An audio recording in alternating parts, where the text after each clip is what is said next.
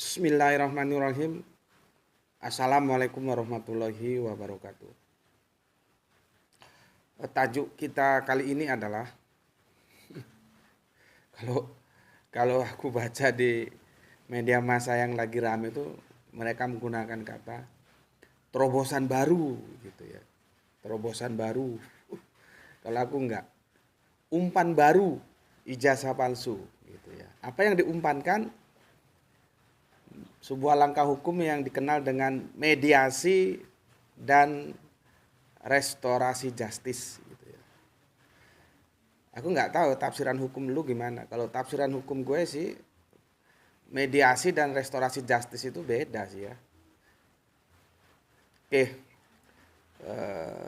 kita lihat siapa yang mengusung sebuah langkah hukum dengan penyelesaian mediasi dan restorasi ya. Yang jelas ini tidak datang dari kubu Jokowi ya. Jadi bukan kubunya Jokowi langsung ngajak menempuh langkah restorasi, justice atau mediasi. Enggak ya. Ini ada pihak ketiga nih ya. Maka dari pengamatanku ya, nanti kalau kan ya media massa begitu banyak nggak mungkin aku ngamati semua. Ya, sejauh yang bisa aku amati setidaknya ada 3 nama ya. Ada Jimli Asidik ya, yang kita doakan bersama semoga tidak menjadi Jimli Goiru Asidik ya. Jadi tetap konsisten menjadi Jimli Asidik. Ya, ini profesor ini. Kemudian ada satu nama yang ini agak aneh ya. Menurut gue sih kalau gue lihat pernyataan-pernyataan dia selama ini di podcast itu dia batu karang ya. Tiba-tiba jadi melempem, ada apa ini? Yang dikenal katanya kata orang ini ya, pengamat politik. Nggak tahu dari kan sepertinya. Apa dia dosen atau apa aku juga nggak tahu. Dari Makassar ya. Faisal Assegaf. Ya. Jadi ini anomali. Nanti kita bahas sendiri tentang Faisal Assegaf ya. Kemudian ada satu nama dari DPR yaitu Habibur Rahman yang perahunya kita tahu lah ya. Perahunya itu Gerindra ya. Gerindra ya. Ya masih saudaranya, saudara separtai dengan presiden ya. Kalau Jimli Asidiki ya, kemudian Habibur Rahman ya menawarkan penyelesaian dengan cara yang aku bilang tadi sih kita ya masih bisa nerima lah ya. Tapi kalau yang Faisal Assegaf ini yang anomali ya, dan nanti kita bahas tersendiri. Jimli dan Assegaf menawarkan mediasi ya, meskipun itu malu-malu kucing gitu ya. Jadi nggak menawarkan serta-merta, tapi ya kalau mereka mau, kalau keluarga Jokowi mau, kalau Roy Suryo dan kawan-kawan mau gitu. Jadi bahasnya dikemas itu kalau menurut gue malu-malu kucing, jadi nggak terang-terangan ya. Terus disusul si Assegaf ini ya, si Faisal ini, gue pertamanya agak ragu, bener nggak sih Jimli bilang begini. Maka gue tadi sempet cari-cari data, gue ingin yang langsung keluar dari mulutnya Assegaf, dan ternyata alhamdulillah gue dapetin dia memang ngomong sebuah penawaran yaitu mediasi ya. Kemudian itu sepertinya dalam satu ruangan kalau di video itu ya. Si Habibur Rahman menawarkan restorasi justice gitu ya. Gue nggak tahu ngerti nggak si Habibur Rahman restorasi justice gitu ya. Jangan-jangan dia ngerti sebetulnya ya, atau dia nggak ngerti.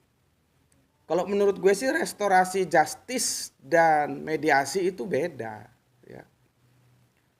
Ya, itu beda. Restorasi justice itu masuk dulu ya masuk dulu ke pertempuran hukum gitulah ya, ke pengadilan, sudah jelas yang salah yang benar ya, baru nanti yang salah minta maaf kepada yang benar dan ngakui tidak akan mengulangi lagi ya, seperti proses pengampunan gitulah ya. Terus tidak dituntut secara hukum ya. Jadi berdamai ya. Tapi clear yang benar siapa, yang salah siapa itu clear gitu loh. Ya. Kalau mediasi itu nggak sampai ke sana, nggak sampai ke meja pengadilan. Mediasi itu gampangnya ya kekeluargaan gitulah kalau bahasa kita ya, kan ini bahasa-bahasa hukum juga nanti tafsirnya beda-beda. Tapi kalau kalian bilang mediasi itu sama dengan restorasi justice ya monggo-monggo saja. Kalau menurut gue sih beda gitu ya. Oke. Jadi 3 nama itu ya. Jimli Asidik ya, yang semoga tidak menjadi Jimli Gohiru Asidik. Kemudian Faisal Assegaf, kemudian Habibur Rahman. Nah, nanti kalau kalian dapat orang yang lain lagi, silakan tambahkan di kolom komentar ya.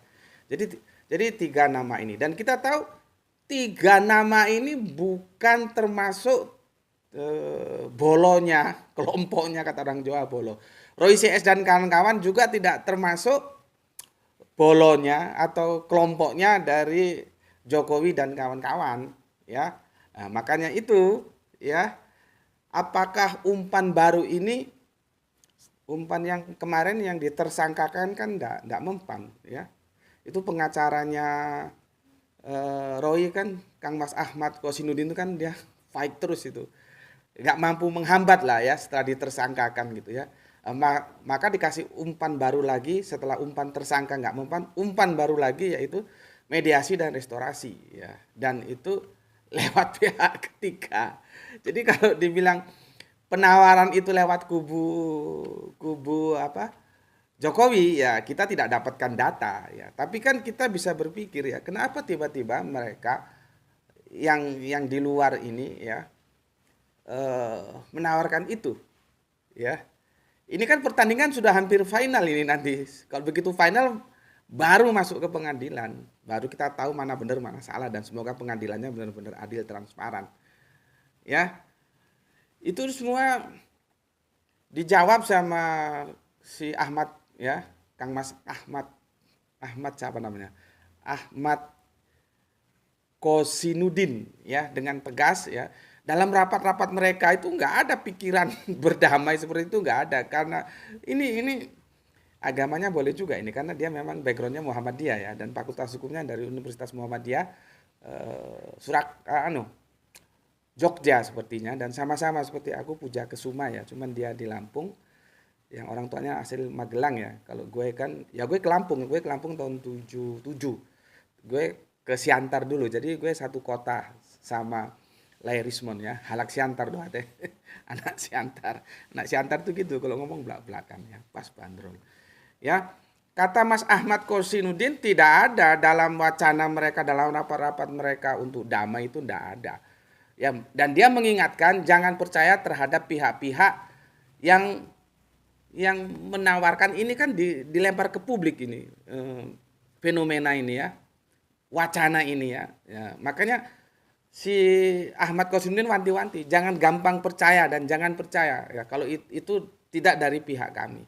Ya, jadi mereka tetap masuk ke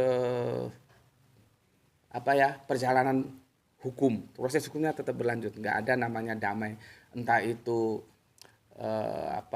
mediasi, entah itu yang namanya restorasi justice, nggak ada ya.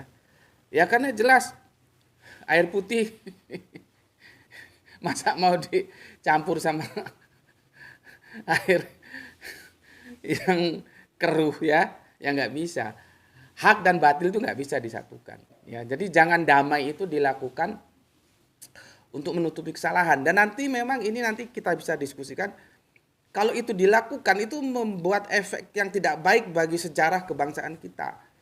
Dan tegas dikatakan oleh si Ahmad Kosinudin itu, Roy sendiri pun itu tidak berhak ya untuk menerima seandainya itu ditawarkan dan diterima ya. Ini kan masih wacana yang dilempar. Jadi mainnya halus gitu ya. Pertama diwacanakan gitu ya.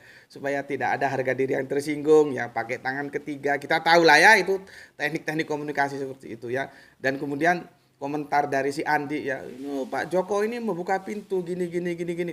Yang penting datang minta maaf, bilang saja nanti salah penelitian gini gini. Sudah beres itu barang." Iku rak karepmu dah. Karepmu suruh minta maaf. jadi jual-jual mahal seperti itu. Ya, dramatisasinya gampang lah kita baca ya. Oke, intinya ya, Mas Ahmad sudah wanti-wanti ya, batil dan hak itu tidak bisa disatukan. Tapi yang paling inti ya, kalau gue pakai bahasa tadi air ya, air keruh dengan air bening itu jangan disatukan, nanti nggak bisa diminum. Kalau air keruh, air bening biar bening. Air bening bisa diminum, air yang keruh nanti untuk nyiram bunga, untuk apa gitu loh. Sama dengan bensin ya, sama air nggak bisa disatukan. Kalau disatukan repot, dimasuk ke motor mogok, macet, diminum orang nggak bisa. Tapi kalau bensin biar jadi bensin, biar di bensin, air biar di air, airnya bisa kita minum, bensinnya bisa untuk sepeda motor gitu loh. Kalau dicampur itu rusak ya. Dan juga kan mereka tidak memperhitungkan bagaimana nanti akses sejarah bangsa ke depannya kalau ini diselesaikan secara mediasi dan restorasi justice kan ya tidak baik. Nanti mungkin kalau ada waktu bisa kita bicarakan ya. Oke, yang paling menarik yang akan aku jadikan penutup ya, karena ini program kita kan 10 menitan ya, lebih dikit lah ya, maunya sih 10 menit, ini sudah 11 menit ya. Bahwa seorang Roy pun tidak berhak menerima tawaran yang namanya entah itu mediasi, entah itu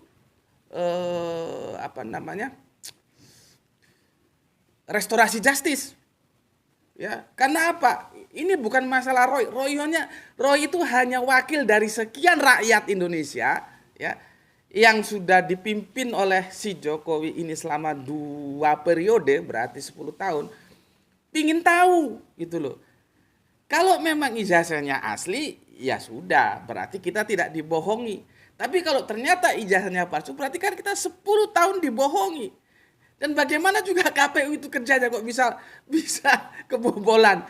Dari mulai jadi wali kota, kan ijazahnya tetap itu. Kok bisa lolos.